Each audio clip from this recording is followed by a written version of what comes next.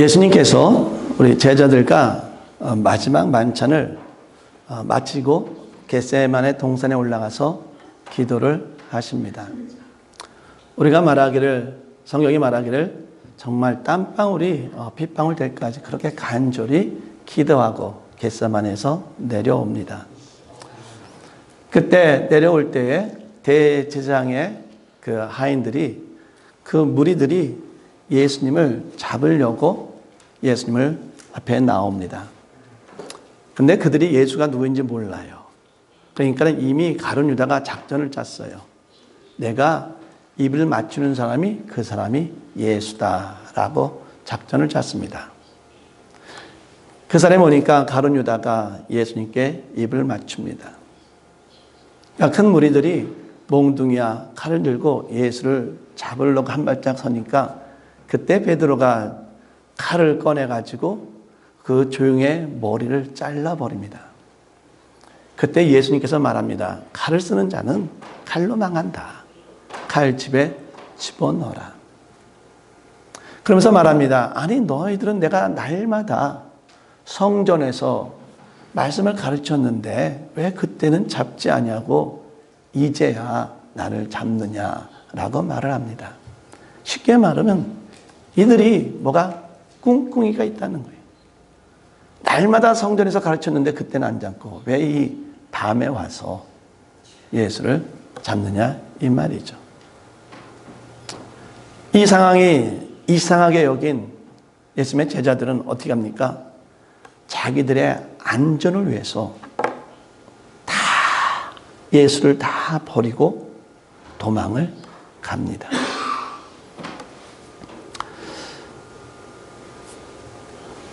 예수님의 제자 다 도망갔는데 그 중에 하나인 베드로는 예수님이 잡혀갔는데 가야바 제사장 집에 잡혀갔는데 과연 그 결말이 어떤 결과가 나올지 궁금해가지고 그 하인들이 있는 자리에 앉아가지고 그 결말이 어떻게 되나 어떻게 결정이 나나 하고 지켜보고 있었습니다. 그 경우에는 이미 예수님을 이미 죽일 계획을 다 세워놨어요. 아니, 무조건 죽여야 돼요. 그런데 죽일 수 있는 증거가 없는 거예요. 그래가지고 그 공회에서 많은 사람들이 옵니다. 뭐 예수가 이렇게 했습니다. 이렇게 했습니다. 이렇게 했습니다. 이렇게 했습니다. 그건 최소한 두 사람의 말이 맞아야 되거든요. 그런데 제각기 다 말이 다른 겁니다. 맞지가 않아요. 그러니까는 예수를 죽일 수가 없습니다. 그런데 두 사람이 나와서 말하기를 뭐냐면은 예수가 말했어요. 자기가 성전을 다 파괴하고 자기가 3일 만에 다시 세우겠다고 말했습니다. 라고 이렇게 얘기를 합니다. 근데 예수님께서는 그렇게 말하지 않았어요. 성전이 무너질 것을, 망할 것을 예언을 했지 본인이 무너뜨린다고 얘기하지 않았어요.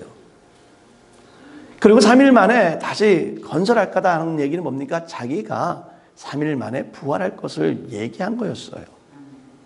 그런데 이 거짓 증거에 가야바는 봐라.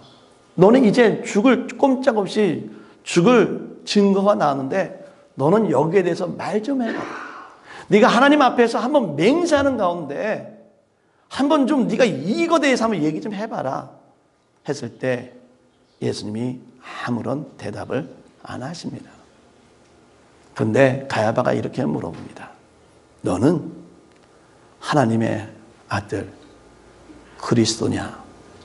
라고 할 때 그때는 그렇게 얘기를 해요. 그렇다. 내가 그리스도다. 내가 하나님 우편에 앉아있고 내가 나중에 구름 타고 올 것이다. 하면서 예수 본인이 다른 말에는 가만히 있다가 너가 그리스도냐 할 때 나는 그렇다라고 대답을 합니다.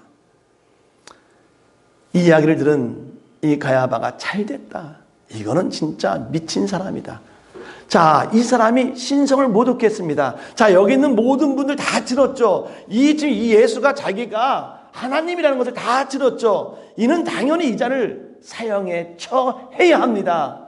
하면서 완전히 기분이 살아가지고 완전 증거를 잡아가지고 그는 자기가 옷을 찢으면서 내가 정말 듣지 못할 소리를 들었습니다. 참 참담합니다 하면서 옷을 찢으면서 그때부터는 예수를 때리기 시작합니다.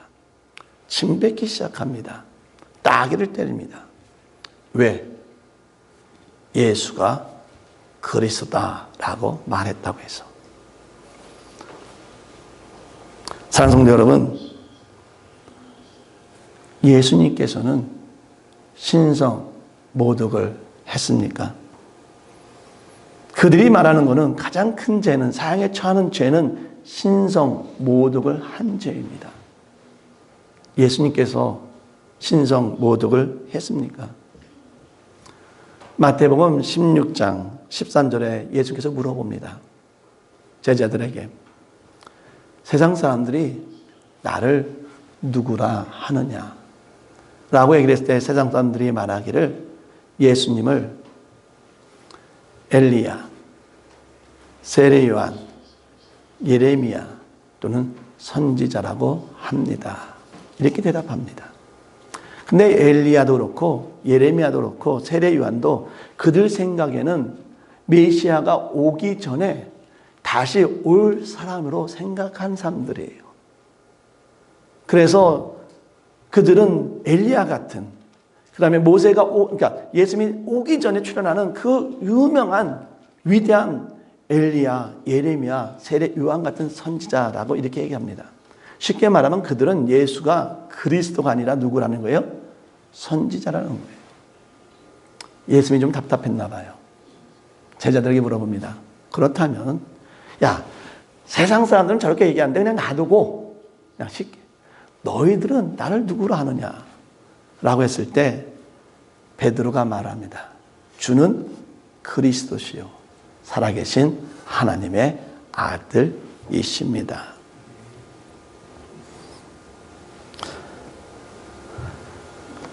그들은 예수가 그리스도임을 선포했습니다. 그런데 왜 예수님의 제자들은 예수님을 다 버리고 도망을 갔을까요?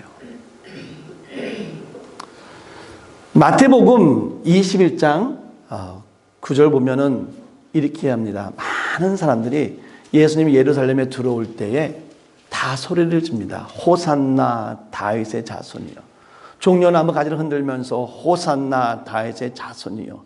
그는 정말 너무나 기뻐가지고 옷을 벗어가면서 정말 큰 소리로 외칩니다. 그런데 이게 무슨 뜻입니까? 다윗의 자손이라는 것은 메시아라는 얘기예요. 호산나라는 것은 주여 나를 구원하여 주소서라고 얘기를 하는 겁니다. 그럼 예수님이 예루살렘에 입성했을 때 많은 사람들이 뭐라고 외쳤습니까? 오 주여 당신은 다윗의 자손 메시아, 우리가 여태까지 기다렸던 그리스도이십니다. 그 그리스도시여 우리를 구원하여 주시옵소서 라고 거기서 큰 소리로 외쳤습니다. 그리스도라고 외쳤습니다. 그런데요, 왜 예수님께서 마지막 빌라도 앞에서 심판을 받을 때에 그 빌라도가 물어봅니다. 야, 이 앞에 예수가 있는데 이 예수를 너 어떻게 했으면 좋겠냐? 내가 너희의 말을 듣고 결정하겠다. 너희들은 어떻게 했으면 좋겠냐? 했을 때 그들이 뭐라고 말합니까? 죽여라. 예수를 죽여라.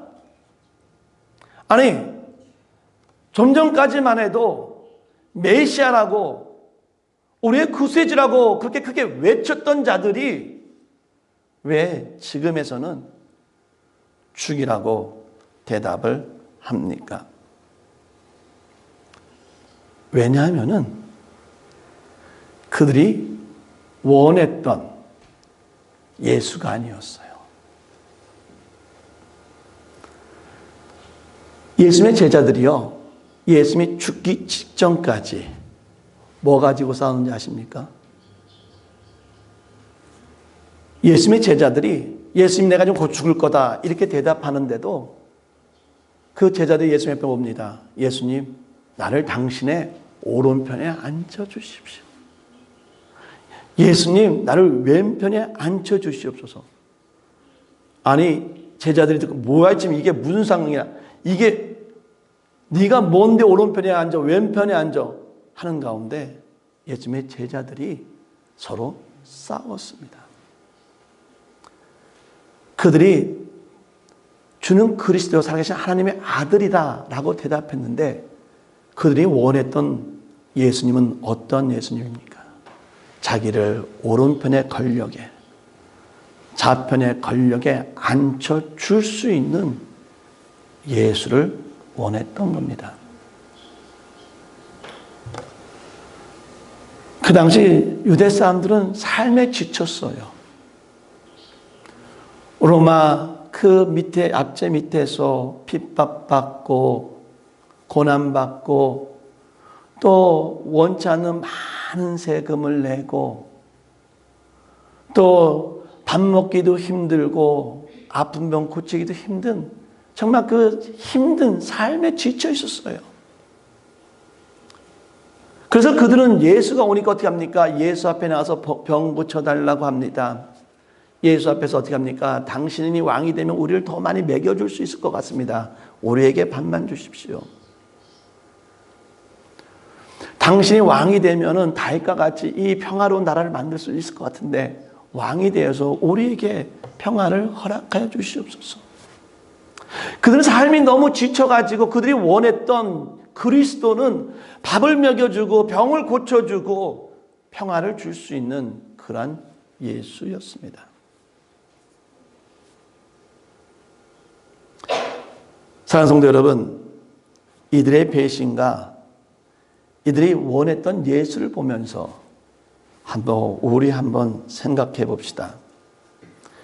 내가 원하는 예수는 누굽니까? 내가 믿고 있는 예수는 누구입니까? 예수님께서 사역하신 동안에 정말 많은 병자를 고쳤어요. 하루 종일 때로는 하루 종일 병자를 고칠 때도 있었어요. 안진뱅이, 문둥병, 눈먼 자, 혈우병, 죽은 자, 정말 많은 병자를 고쳤어요. 하지만 예수님께서는 매일매일 이 병자를 고칠 수는 없었습니다. 현대에서도 많은 분들이 기도하고 병 고침을 받습니다. 그런데요, 한번 예수와 현대 의사들과 누가 더 많은 사람을 고쳤나 한번 생각해 봅시다. 현대 너무나 유명한 박사님들은, 의사님들은요, 하루 종일 스케줄이 꽉 차 있어요. 그래가지고 이분들 만나려면요, 최소한 말이지만 어떤 때는 3개월, 1년 전에 예약을 해야지만 이분들을 만날 수 있어요. 이 유명한 이 의사님들은요, 어떻습니까? 거의 죽을 뻔한 사람들도 살려요. 야, 이 사람 포기하십시오. 죽었습니다. 라고 하는 사람도 살렸어요. 예수님과 의사들과 봤을 때 누가 더 많이 살렸습니까? 의사가 더 많이 살렸어요.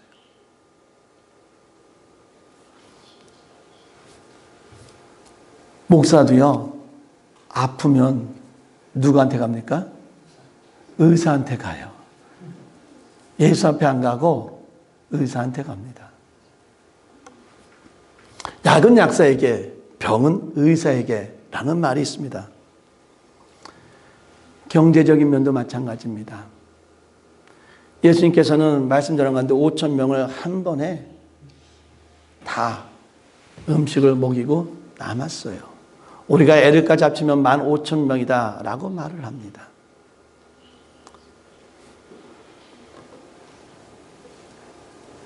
지금 한국에서는 이제는 서울시장 그 선거가 있습니다. 그래서 그분들이 말합니다. 내가 시장이 되면은 어떻게 하겠다? 서울에 집을 몇십만 채 세우겠다. 내가 시장이 되면은 내가 돈을 몇십만 원씩 주겠다. 이미 이 미국에서도 트럼프 대통령 있을 때 우리가 1,200불인가요? 1,400불인가 이미 받았어요. 지금 바이든 대통령 때도요, 1인당 1,400불씩 받았어요. 우리가 경제적인 면도 세계적인 부자들 한번 보십시오. 크리스찬이 많습니까? 아니면 예수 안 믿는 사람들이 더 많이 많습니까? 예수 안 믿는 사람들이 부자가 더 많습니다. 권력도 마찬가지입니다. 전 세계 대통령들 한번 생각해 보십시오. 과연 전 세계 대통령 중에서 예수 믿는 대통령이 몇 명이나 될까? 제가 세보진 않았어요. 근데 아마 예수 믿는 대통령보다 예수 믿지 않는 대통령이 더 많다는 겁니다. 제가 말하는 건요, 여러분이 병을 고치기로 한다면은 일반 의사한테 가서 병 고침을 받을 수 있어요. 여러분이 잘 살기 원한다면, 여러분이 권력을 누리기를 원한다면은 줄만 잘 쓰면은 여러분은 권력을 얻을 수 있어요. 여러분이 잘 먹고 살기로 한다면은 여러분은 다른 데 가서도 악착같이 일해서 여러분은 돈을 벌 수 있다는 겁니다. 왜 많은 사람들이 예수님을 주이라고 했는지 아십니까? 그 예수님을 그렇게 봤거든요. 예수님은 내 병을 고쳐주시는 분. 예수님은 나에게 권력을 줄 수 있는 분. 예수님은 나를 잘 살게 만들 수 있는 분으로 봤기 때문에, 그런 예수를 원했기 때문에 결국은 그들은 다 예수님을 버리고 떠났다는 사실입니다. 예수님의 제자들도 떠났습니다. 왜? 이들도 이런 것을 원했기 때문입니다. 가야바가 물어봅니다. 너가 그리스도냐? 너가 예수냐? 라고 이렇게 물어봅니다. 그러면서 그가 신성모독이라 라고 이렇게 이야기를 합니다. 사랑하는 성도 여러분, 예수가 그리스도이심이 신성모독입니까?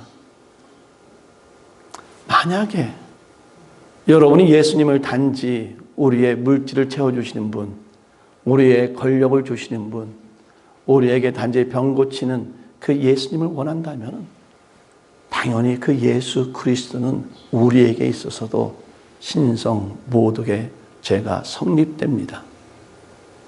하지만 여러분이 원하는 예수가 이런 예수가 아니라 나를 위해서 십자가에 죽으신 예수 그리스도이심을 믿는다면은, 갈바가 물어봤을 때 너가 그리스도냐? 라고 대답했을 때 내가 그렇다 했을 때 이것이 결코 신성모독의 죄가 되지 않는다는 사실입니다.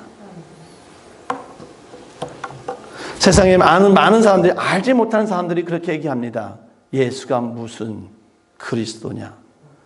그들에게 있어서는 당연히 예수를 인정하지 못하기 때문에 그 신성모독죄에 들어갈 수 있겠지만은, 우리가 원하는 그리스도가 진정으로 우리의 죄를 구속해내는 주가 된다면은 그 예수는 우리의 진정한 그리스도이심을 믿기를 바랍니다. 이 종려 주일날 우리가 뭐를 찬양하기 원합니까? 저는 여러분이 억지로 고난에 참여하기를 원치를 않아요.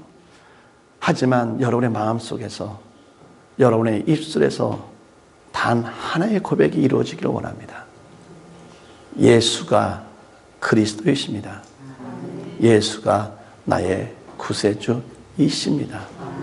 이번 한 주 이 고백하며 살아갈 수 있는 저와 여러분 되기를 진심으로 바랍니다. 다 같이 일어섭시다. 우리 찬양을 통해서 고백합시다. 십자가에 죽으신 그 예수 그리스도가 우리에게 밥을 주시는 분이 아니고, 우리에게 권력을 주시는 분이 아니고, 우리에게 능력을 주시는 분이 아니라 우리의 구세주임을 고백하기를 원합니다.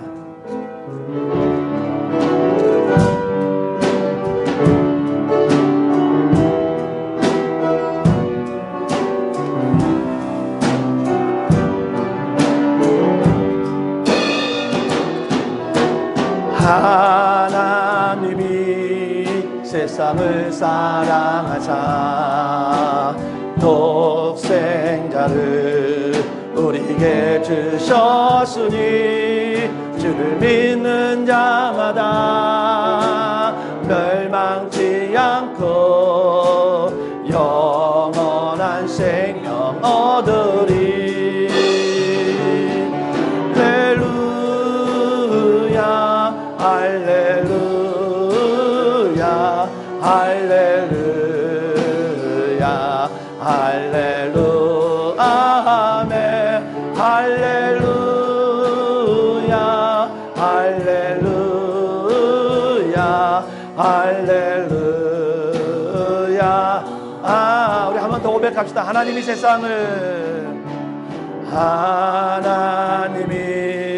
세상을 사랑하사 독생자를 우리에게 주셨으니 주를 믿는 자마다 멸망치 않고 영원한 생명 얻으리. 할렐루야 할렐루야 할렐루야 할렐루야 아멘. 할렐루야 할렐루야 할렐루야 아멘. 기도합니다. 하나님, 우리 하나님은 사랑이 많으신 하나님이고 그 하나님께서는 우리의 죄를 위해서, 우리의 죄를 용서하기 위해서, 우리를 하나님의 자녀로 삼아 주시기 위해서 예수 그리스도를 보내주셨습니다. 그런데 우리는 그 예수 앞에 물질을 위해서 나옵니다. 그 예수 앞에 건강을 위해서 나옵니다. 그 예수 앞에 권력을 잡기 위해서 나옵니다.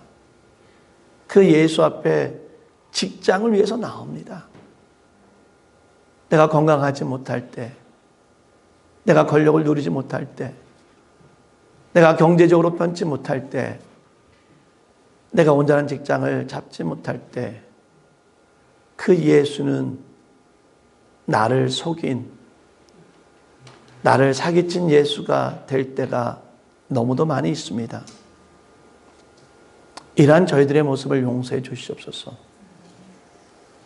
너희들은 나를 누구라 하느냐 했을 때 주는 그리스도시요 살아계신 하나님의 아들입니다 라고 이렇게 고백하면서도 그 예수가 그리스도임을 보지 못하고 다른 것을 원하는 저희들을 용서하여 주시고, 이번 종려주의를 통해서, 이번 고난주간을 통해서 예수가 나의 구세주이십니다. 예수가 나의 모든 죄를 용서해 주셨습니다. 나는 이제 하나님의 자녀입니다. 하나님의 자녀로 살아가겠습니다. 고백하며 살아갈 수 있는 우리 모든 교회와 성도 될 수 있도록 인도하여 주시옵소서. 이제는 우리를 살리기 위해서 십자가에 죽으신 예수 그리스도의 사랑과 우리를 살리기 위해서 예수를 보내주신 하나님의 은혜와 우리가 온전하고 거룩한 삶을 살아가겠다고 예수를 나의 구세주로 고백하며 살아가겠다고 다짐하는 우리 모든 교회와 성도 위에 영원히 있기를 간절히 축원하나이다. 아멘.